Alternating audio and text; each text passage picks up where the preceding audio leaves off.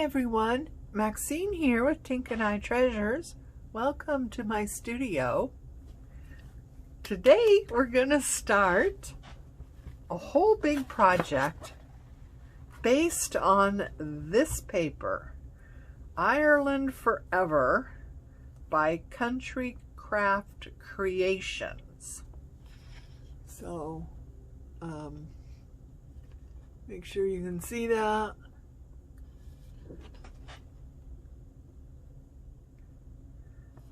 Okay, so I have the 12 by 12 sheet set. I also have the 6 by 6. And I also have some extra pages of cardstock, a package that is coordinating colors to this paper pack. So we've got the gold, and it looks like kind of a bluey gray color, seafoam green, kind of a cream color, a brown, and a blue. And anyway, it's supposed to be coordinating solid colors that go with this kit. I don't know how much of that we're going to use or how, you know. So see, I also have, I think this is a 6 by 6. Let's see for sure. Let's see. Oh no, I'm sorry. This is an 8 by 8. Yeah, this is an 8 by 8. Sorry about that. Anyway, this is the 8 by 8 pack that goes with this collection. And we are going to make a memory keeper and a journal, specifically for travel to Ireland, or not, you know, is what you could be traveling to Ireland, or you could just love Ireland, or you've been to Ireland, you're from Ireland. I love Ireland. My people are from England, but if I went back, some Ireland could be in there as well. The British Isles, anyway. So, this is what we're going to work with. And we're going to start with the memory keeper. And this can be any size you want it to be. You just adjust the dimensions to fit what you want to do. So what I am making, basically, I can't see that, is about a 9 by 8 overall memory keeper. It's going to be 9 by 8. Now you can adjust that to whichever way you want to, but you want to do this step first, and this is the spine, okay? And what you want to do is score at 1.5, and this is going to be for any size you choose. This pattern will be the same no matter what.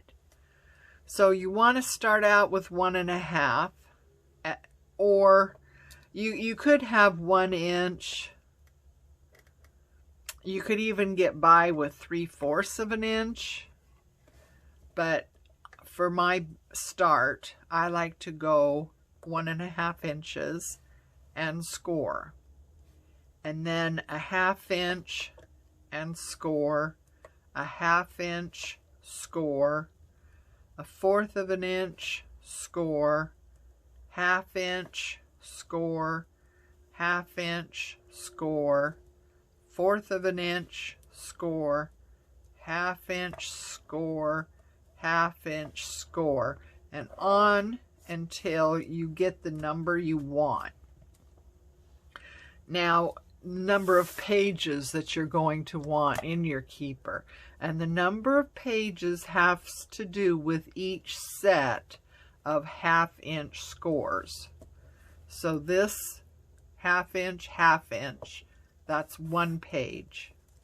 And then the 1/4 inch is the distance between the pages, okay? So that's 1/2 inch, score, 1/2 inch, score. That's 1 page. 1/4 of an inch is in between the pages. A 1/2 inch score, 1/2 inch score, that's page 2. And a 1/4 between the pages. A 1/2 inch score and a 1/2 inch score, that's 3. And so on and so forth.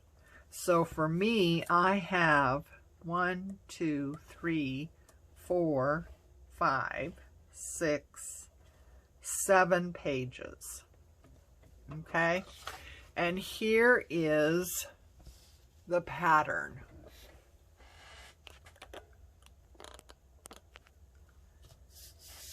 You can see that. Hopefully you can see that okay. I'm going to leave that there so you could do a screenshot. And this is the basic pattern. And this would be the same no matter how many pages you're putting in. So this right here is page 1, page 2, and page 3. This has 3 pages to it. But like I said, this can be as big or as small as you want it to be. The 1/4 inch is the space between the pages. And then I start with 1.5 inches. I like to end with 1.5 inches, but sometimes that's not possible. I think I've given you enough time to screenshot that little pattern. So for mine, I'm using 8.5 by 11 sheet paper. So my start was 1.5 inches, but my end is about 1 inch. So, you know, that depends. You can also add to this. Say you want more, like 10 pages or something. Well, in that case, you're going to have to put together 2 8.5 by 12s and just, you know, glue them together like this. And then you can continue. But you want to get this done first because this is going to dictate how big your spine is, okay? And then the size of your pages is going to dictate how big your cover is. So, you know, all that is up in the air, and whatever you want it to be. The basic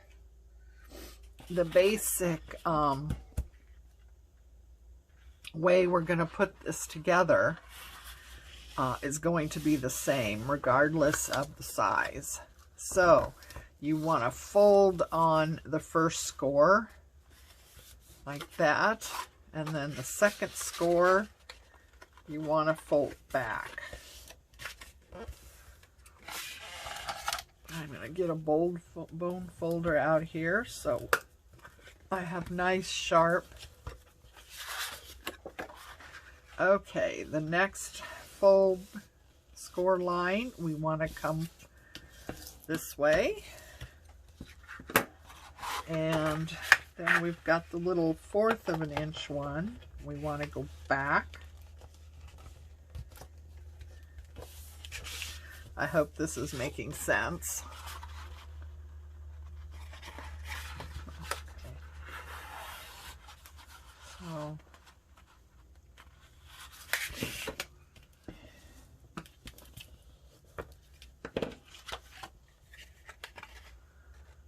let's see. Let's see.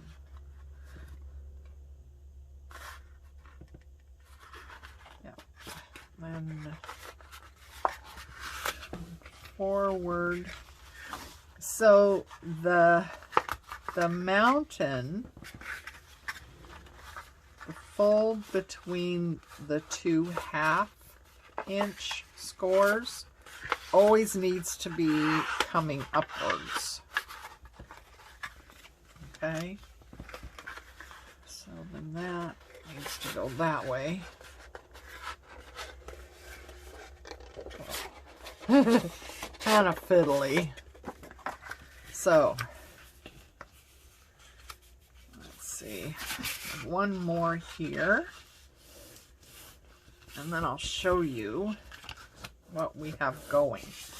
So we have the 1/2-inch score, 1/2-inch score. That's coming upwards.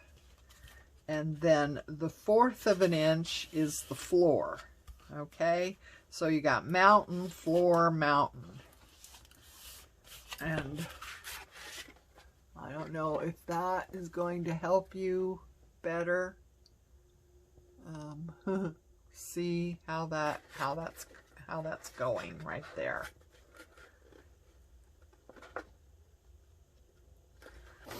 Okay, so you just remember that the score line that's in between the 2 half-inch marks is always going to go upwards.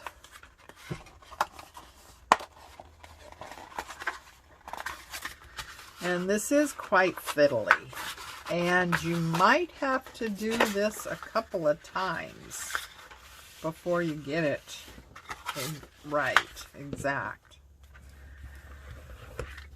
I've made several of these, and I still get it messed up every once in a while. Somehow my score lines, your score lines need to be straight. And I know it's like, well, of course they would be straight. Why wouldn't they be straight? Well, I don't know. I manage to not get them straight sometimes. So I'm not sure what happens. The paper moves or, you know, something like that, but they don't end up being straight.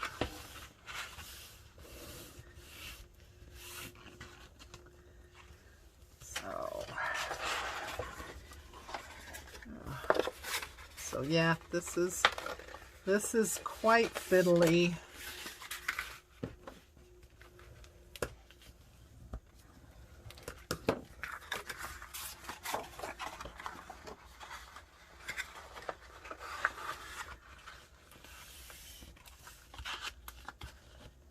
There's 3.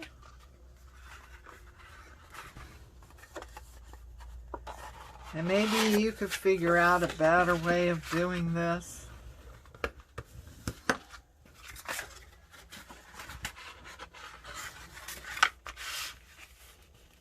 Okay.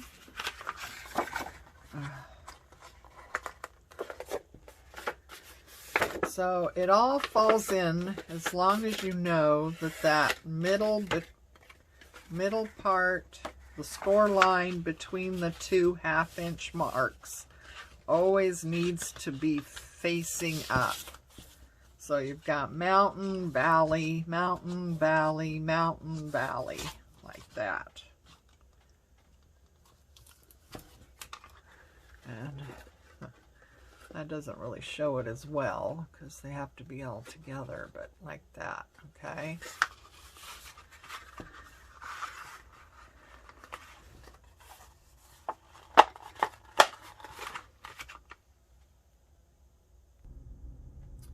Okay, so we've gone through the whole thing. Also, you want to make sure that this paper is cardstock, heavy cardstock. You don't want any flimsy copy type paper. You want good heavy hard cardstock for this, because this paper is going to be holding your pages. So I'm just going through and just getting those peaks nice and sharp. Okay. Now, what we want to do is take some glue, and in each one of these peaks, which is now a valley, you want to run some glue on every other one. Don't get the glue on the flat part, the 1/4 inch. You want to get the glue on one side of the 1/2 inch.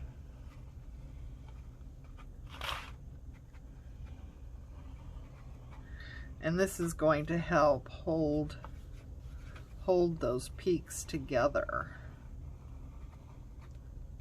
And one more. See, just like that.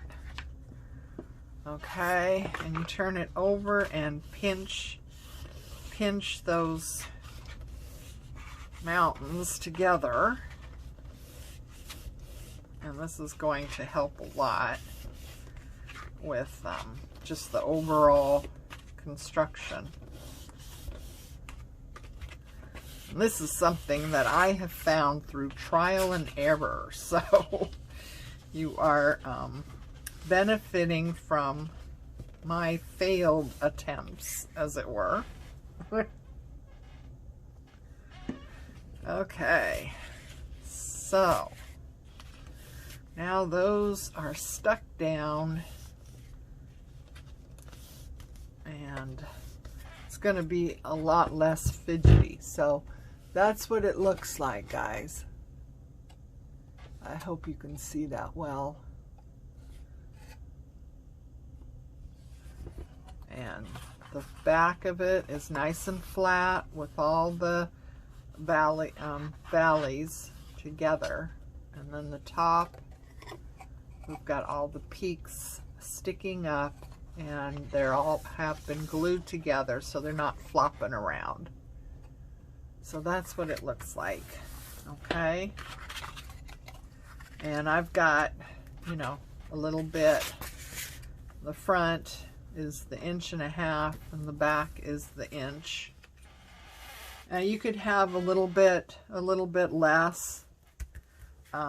You'll see why I have these flaps in here as we progress.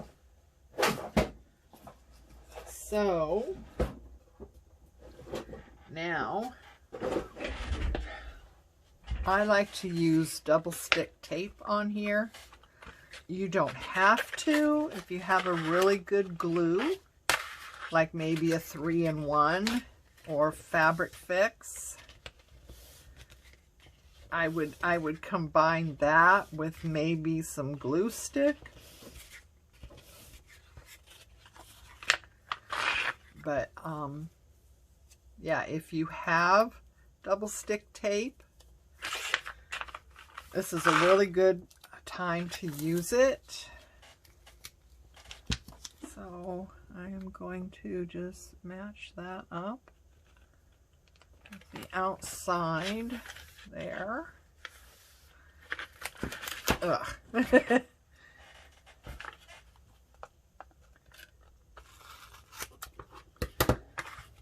Oops. With double stick tape, you need to make sure that you don't have any tape showing on the outside, because everything's gonna stick to it forever. That's the one thing I don't like about double stick tape, is that it never dries, and if any little bit of it is showing, things are going to stick to it. So you just have to watch that. Yeah, this is enough. I can cover the side.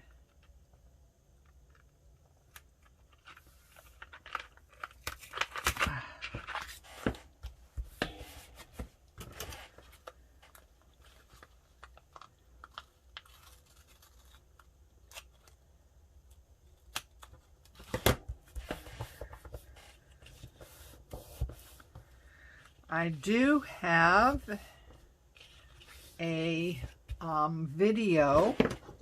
It's a flip through video showing another set that's going to be similar to what we're making here, and it is Winter is Magic collection.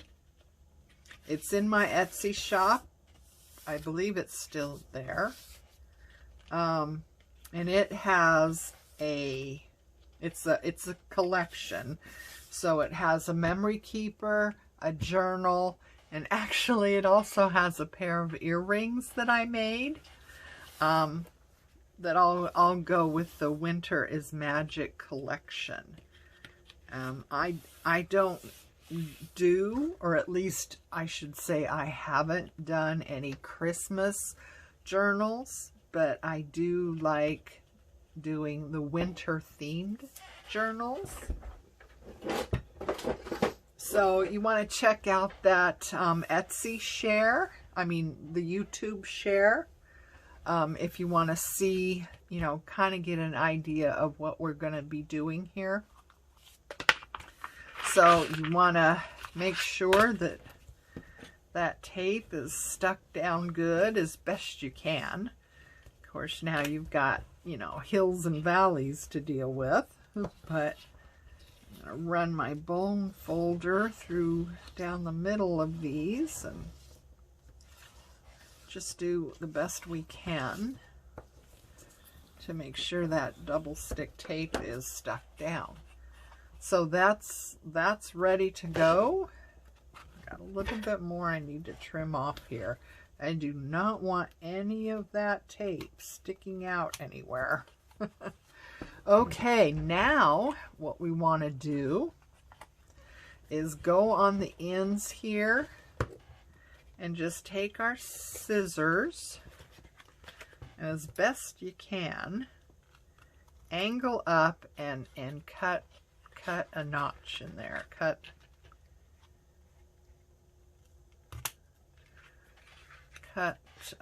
that corner off. And you want to get as close to the bottom as possible. It doesn't have to be a severe cut, like going in like that. That won't help you. But taking this edge off like that. It doesn't have to be a lot, but just angling it in ever so slightly and taking that edge off is going to help down the road.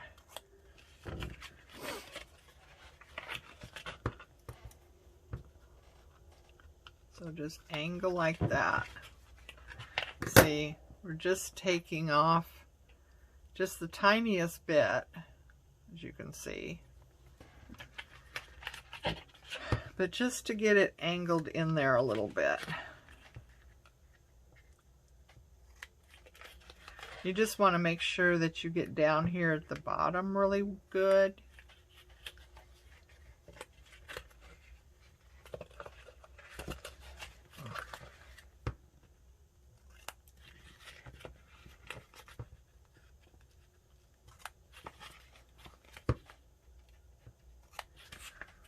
Okay, so that is all ready to go.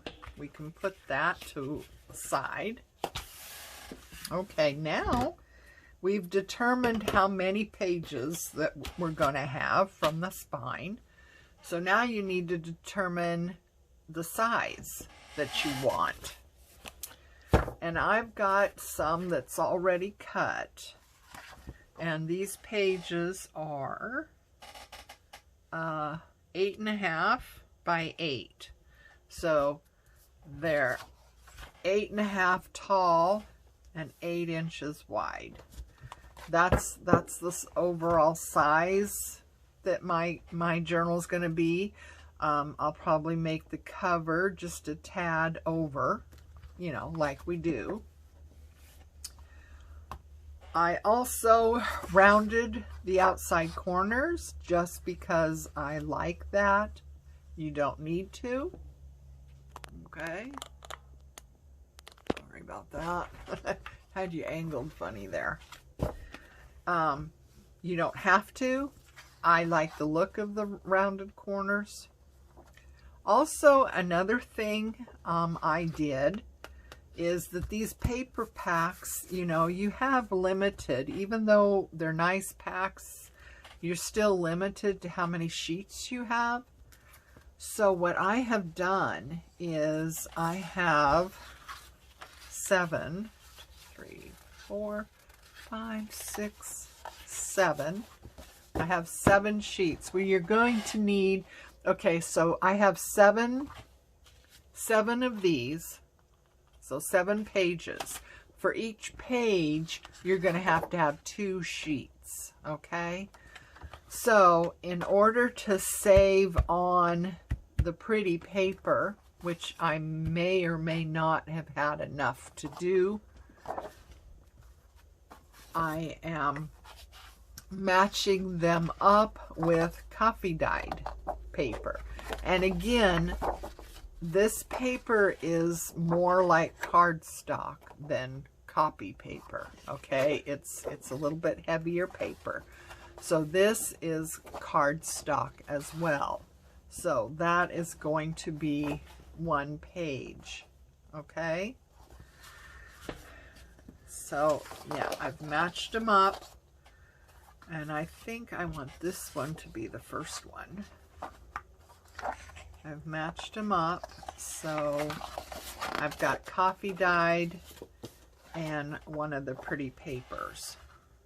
Now, if you have a large pack, or maybe you got 2 packs and you have plenty, then you could do your designer paper for the front and the back as well. But I'm just giving you this idea as an option to, you know, being able to have enough paper to complete the project. We're also going to be doing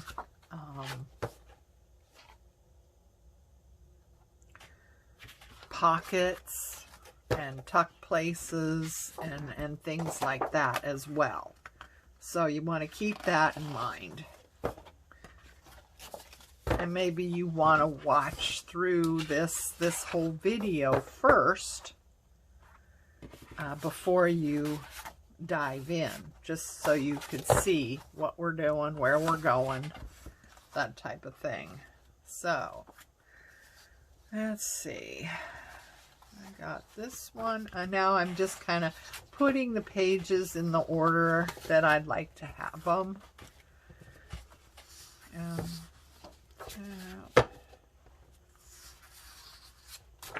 Here and there. Okay. All right. So here's our pages. And those are all cut and ready to go.